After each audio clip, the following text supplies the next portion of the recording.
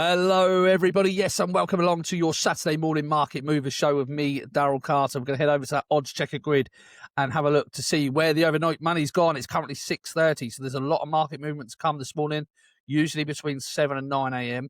We're going to get in a little bit earlier this week, and we're going to look to see where the overnight money has landed. We're going to start with the three races that we looked at in the preview earlier this week, kicking off at 1:30 at Ascot. Now, the horse for money here is the reigning champ of this race, is Pick Dorhe. 5-2, he's been well backed into overnight. Django Bay has seen some support. Did open up around 7-2. Is now into as short as 5-2, but a little bit of red across odds checker with Ile Francais 5-2 at the top of the market. No one really wants any of Gidley Park this morning at 6:30 as we stand. It's currently 4-1 across the board. There's a couple of little interesting angles for this race. I think Ile Francais is very much a bridle horse, and I would be looking to lay him in running if I could. I think he might get taken on for the lead by Pick Dorhe, who, again, I think this is an afterthought after the Charlie Hall. I think could set it up nicely for Django Bay. I expect Gidley Park will be made plenty of use of as well. Django Bay actually finished lame on the back of that run at Aintree when narrowly behind Gidley Park. So I think he's got a really good chance, provided Nico de Boinville is up for it in the saddle today. But play could be the Ile Francais in running. Lots of support against him for Django Bay and Pick Dorhe. So it's going to be a fascinating race at Ascot in that 1:30. But the mover, Pick Dorhe, overnight into as short as 5-2. That is the shortest. That is across the board. Only Bet365 go 11-4 for him. Let's move over to Haydock and take a look at the 150. We didn't talk about this midweek, but I want to talk about it today. The Jukebox Man is odds on for this. Iroko is the one for small support into 5-2 this morning. Nothing for Nappers Hill, Butch, or Mr. Hope Street. Now, the interesting thing about this race, okay, is I was really a big fan of Iroko last season. Could not believe he got beaten. But then when I thought back that he was planning his season around the Grand National, I thought, why would he want to go and win? Now, the weights in this race are pretty favourable for him, really. Meaning, if he was to win this by a narrow margin, the handicap is not going to be able to do a hell of a lot. He's getting £3 from the Jukebox Man, who's only rated 151. Iroko's rated higher. And Nappers Hill, Butch, and Mr. Hope Street, they're all, got a lot to do at the weight. So this actually might be the only real opportunity that Iroko's got to get a victory before the Grand National. So I wouldn't be quick to say, like everybody else is, he's not going to want to go up in the weights because of this particular contest. Because when you really examine it, what's he going to go up? £1 or £2? He's getting £3 from an inferior rated horse. If John Joe O'Neill could do this snugly, can't see the handicap of giving him too much of a wallop at all. Now, John Joe O'Neill did come there absolutely swinging behind Trelaw in this race last year, and he left it very, very late to get after him. And I almost, maybe it was a bit of pocket talk, who knows, but I was very much like, he's not really tried there, to be honest. I was a bit frustrated. Now, I don't really like betting in races where you don't really know the full intentions of connections, and that is always the case with JP McManus horses, right? But I can actually see Iroko being pretty well supported here. The Jukebox Man is probably going to be given a lot of rope in front, and if John Joe can time it correctly and take advantage of the lack of fitness of the Jukebox Man, possibly down the long home straight, then maybe Iroko could go and win this. Now, the way I'd play this is I'd probably look at the forecast for Iroko, the Jukebox Man, or whatever, but little bits of money for Iroko this morning in that 150 graduation chase. The 225 is a horse we spoke about earlier this week. That is the Betfair Stayers handicap hurdle. Marchand 2 still holds solid at the top of the market. The one I'm very surprised has drifted is Jinko Blue. Jinko Blue is making his return to action today under Brian Hughes. They've got a profitable, you can back them £23 to a £1 level stake when Hughes and Henderson partner up. Apparently, Jinko Blue had a kissing spine injury last year, but is fit, well, and ready to go. So 14-1 looks a bit big for that unexposed horse. There's no real market move in this yet. There's nothing really to report for for you. Electric Mason just being cut a little bit shorter, probably just on the back of the price discrepancy between Marchantu and Electric Mason from their meeting at Cheltenham last time. No real market move here. This is wide open. Navajo Indies needs to prove he can stay. Hartington will stay. Sean Bowen, probably a match made in heaven for that horse because he does need some urging along. Ace of Spades has been popular, but is as big as 13-2 general now, having been shortened at the initial opening of the prices stage. But it's very, very interesting. Dr. Kildare is your reserve, but he's not going to get in. He is now a non-runner. Fascinating contest. Wide open, absolutely wide open, as the market would suggest. 7-2, Marchantu at the top of the market. It's the shortest price, 4-1. If you want that from 365, William Hill and Unibet. But nothing really to shed on that contest. We move on to the big race of the day. It's 3 o'clock, and it is the Betfair Chase. Grey Dawning is now odds on.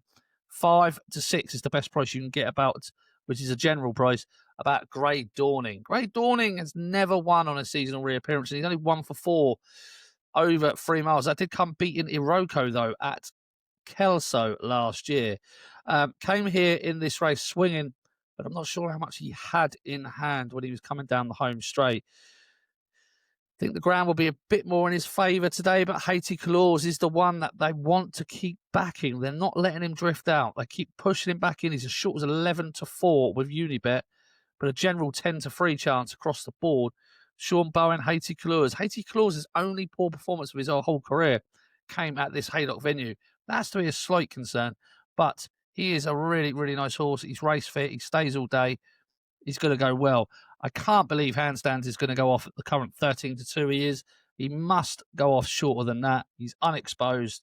He's back up to 3 miles. He's race fit, and he's got some useful form. Every single start last year was a progressive one. Royal Pagaille, big drifter in this market, out to 10-1. And you can get that anywhere you like. 10-1, Royal Pagaille. Initially, there was a small bit of support when the market opened for Stellar Story. He's now out to 11-1 as well.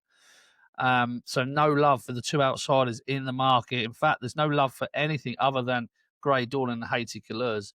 I imagine Haiti Couleurs is going to go forward. I imagine Royal Pagaille is probably going to go forward. Handstands looks to be positive. So I think it's going to be a well-run race, and it's a fascinating contest. The Betfair Chase. I was all over Grey Dawning for this last year. He's one of my biggest bets of the year. Oh, I was backing him all year. It's absolutely disgusting. But, yeah, he finished legless crossing the line, so couldn't really complain in the end. But it's a fascinating Betfair Chase. Where else is the money going today? There's bits of money in the final race at Haydock for Major Fortune, who has obviously been targeted this by Dan and Harry Skelton. He could go well after a really eye-catching run at Cheltenham on his seasonal debut. Looks like he'll stay a lot further as well. As for big money elsewhere in the 1240, David's Well and Gentleman Bill have been backed. 3-1 Gentleman Bill, general price 11-4. David's Well having been 7-2 on the evening before racing. That's in the 1240. Masked Man has had a bit of a drift in the opening race at 12:08 at Haydock. Stick to the Plan is now favourite. The Persian War winner. I thought he was slightly flattered that day, and I think his rating slightly flatters him, but the market does speak in favour of him. He's into 5-4. Masked Man, having been a shade of odds on, is now best priced 13-8 with Unibet. I think if you like Masked Man, I'll just hold off this morning because I think he might have a little bit of a drift. Still think he's the one to beat. I think he's a really progressive young novice who's shaped very, very encouragingly at Chepstow when we saw him on his first start of the year. What else is moving at Ascot? Well, Woodhoo is even money in the 240. Woodhoo, shade of odds on with Quinbet currently, shade of odds on with Coral, pretty strong at the top of this market. Celtic Dino's been the one that's been nibbled. Is now 9-2 as short as 4-1 with 888. Celtic Dino's likely going to make the running in this race. Front runner's a really good record at Ascot, so you can sort of see him maybe dictating and skipping away from the field. The one that the market cannot have and is out to 22s across the board is Neon Lion. What a huge price that is for the Neon Lion if he returns to the way he was in that National Spirit Hurdle on his penultimate start at Fontwell. He's a really, really good horse on his day. You can actually get 13 to 8 about him for 4 places, which I thought is quite decent, really. But yes, 22 to 1, 28 to 1 with William Hill. That is not a good sign, is it, for the Me and Lion fans? Particularly in such a wide open race, especially when the likes of Crambo, Katira are going to want further than this. You know, geez, that's a huge price about the Me and Lion. But I can't imagine there's anything wrong. It's just not flashy connections, is he? Winter Fog, Willie Mullins has booked Harry Cobden for the ride, nibbled into 20s. But no real market moves in that yet. Just solid at the top of the betting is Woodhoo. The 3:15 is the final race we'll take a quick look at, but no real market moves. Solid at the top of affairs is Teddy Blue, winner last time out. Very surprised Gabriel's getaway is as big as he is, 15 to 2 across the board, considering how well he did to get close to Teddy Blue last time. JPR1's been the talking horse from a lot of pundits. Headgear on for the first time. It's going to go from the front, according to the trainer quotes about this horse in the Racing Post. Martator looked well out of form at Exeter last time, but does like it here at Ascot. Can he go well? The 1-4 money, though, and the one I can see going off close to favourite is probably going to be Brookie for the Anthony Honeyball yard. He ran really nicely at Cheltenham on his seasonal comeback. He's into 6 to 1 with Virgin Bet, having been a double figure price last night. Now I can see him being continuously backed. But loads and loads of pace in this race. We'll see how we get on. Fantastic race. Absolutely class racing on Saturday. Let's have a quick double check on the price of Lossy Mouth before we shut this down. She's 4 to 11, 1 to 3 with William Hill, but 4 to 11 is the best price you can get. No love for Aranci, no love for Nodawi, and no love for Glen Kiln, which is no surprise, is it? But whatever you're doing on Saturday, have a fantastic day. Be lucky, and I'll see you next time.